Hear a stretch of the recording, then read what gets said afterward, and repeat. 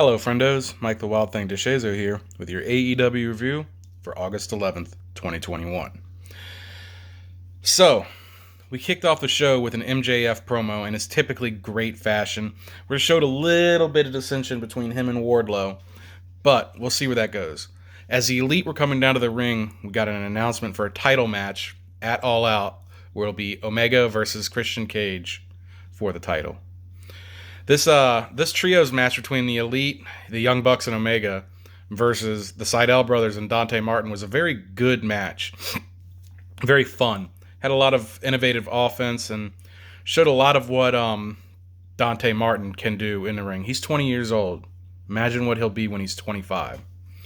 The match ended with a one wing angel into a V trigger for the pin.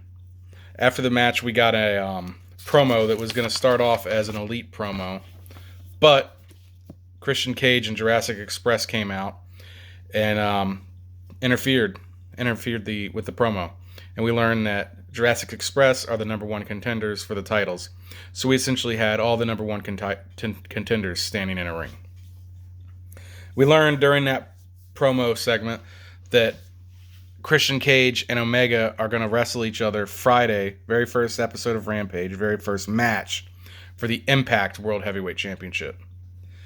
And that Jurassic Express get a title shot next Wednesday on Dynamite. We had a Malachi Black vignette that just showed how great his mind is. It's a damn shame that he was wasted in the other company. A Miro promo, also just showing how great he is, where we learned that the Master of the Tornado, DDT, Fuego del Sol, will be on national TV. The second match of the night was Daniel Garcia with 2.0 versus Darby Allin with Sting.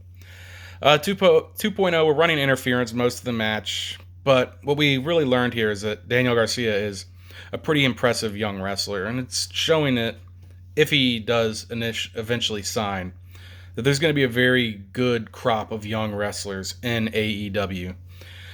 Obviously, Darby Allin won this match. We knew that was going to happen from the jump. Afterwards, we had a little angle where Sting and 2.0 jumped Darby and Sting ran him off, and then Darby and Sting beat up 2.0. Also, hints at CM Punk showing up next week during this.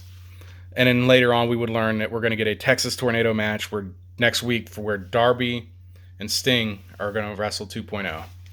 We had a Death Triangle promo next where Pat called out Andrade.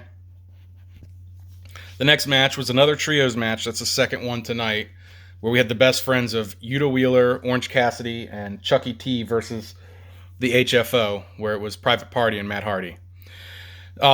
Really, at the beginning of this match, the main thing we can take from here is Nyla Rose laid out Chris Statlander during the match, and a lot of good offense, but nothing more than that, just filler. HFO ended up winning off of distractions from everyone at ringside.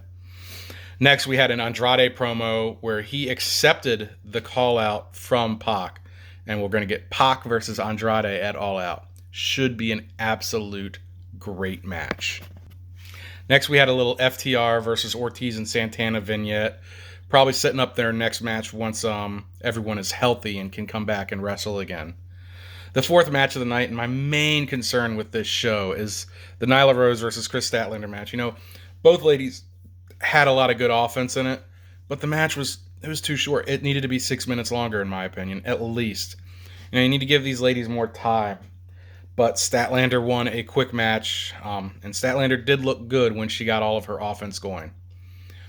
Next, we had a little Young Bucks promo, a little skitting bit that they're doing with their basketball stuff, and Jurassic Express came out and ran interference on it, and yeah. So following that, we had a Rampage promo for the main event, where it's going to be Dr. Britt Baker, DMD, versus Red Velvet. Next, we had the Dr. Britt Baker, DMD, come out to the ring for her promo, and let me tell you, Britsburg was absolutely red hot for Britt Baker. An absolutely great promo, and then it ended with Red Velvet coming in and jumping Britt Baker, but Britt Baker prevailed, and we're going to get that main event Friday night. Y'all better be ready. We had a little Team Taz and Cage promo. Nothing special, just to Ricky Starks saying that he was going to be out at Houston ready for Cage if he showed up. The fifth match of the night was Dark Order versus the Good Brothers, Evil Uno and Stu Grayson. This was a very good tag match. We had Scott D'Amore on commentary, and Cutler was running a little interference out there, but Colt Boom Boom Cabana ran him off, and then Kaz came out and took him to the back. I need to say this. Evil Uno and Stu Grayson are very underrated and underused. I think their moveset is just absolutely amazing what they can do in the ring. The Good Brothers ended up winning this match in a very good tag match, like I said, with the Magic Killer. We had a little Camille promo. The Forbidden Door is forever revolving here. The Factory came out for a promo where they were supposed to apologize. QT was supposed to apologize to Schiavone, but he ended up bringing in Schiavone's son and hitting him with a diamond cutter, which brought out Paul White, who hit a huge chokeslam on Solo. And for the final match of the night, the fourth labor of Jericho, Wardlow versus Chris Jericho with MJF at ringside. What I can honestly say about this match was it was a power bomb party. I think I counted at least 12 or 13 power bombs by Wardlow. Jericho ended up winning with the match with using Floyd and a Judas effect, which I personally expected was coming. Some didn't think he was going to get it, and we weren't going to get that fifth match where it was going to be MJF versus Jericho. But we're going to get it, and the stipulation for that match next week is there is no Judas effect. You can't have the music, and you can't have the finisher, the Judas effect. Overall, I thought this was a very good show. It was what I would rate would be a normal 4 out of 5 for AEW. I mean, I hold them to a very, very high standard, and a good show for them is 4, and 5 is just outstanding. But I think this episode was a 4. What do you think? Hopefully everyone has a good day, a good week, and we'll see you again on Friday.